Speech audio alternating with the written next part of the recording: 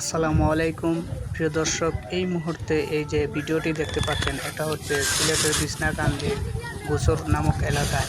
এখান থেকে প্রতিদিন পাথর বালু চুরি হয়ে যাচ্ছে এবং কারা এসব করছে গ্রামবাসী কেউ জানে না এবং খোঁজ পাচ্ছে না। আপনারা ভিডিওটা বেশি বেশি শেয়ার করে দিবেন যেন মানুষ দেখে সতর্ক থাকে যে অবৈধভাবে পাথর লুট করা বন্ধ করে।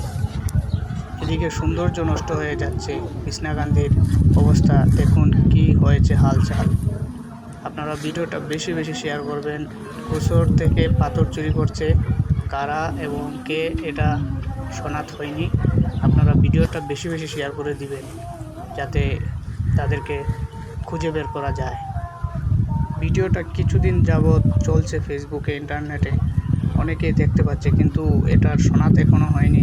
আমি মনে করি যে আপনারা সবাই মিলে এই ভিডিওটাকে শেয়ার করে দিবেন যাতে এই চোরগুলোকে ধরতে সক্ষম হয় আইনের লোকরা।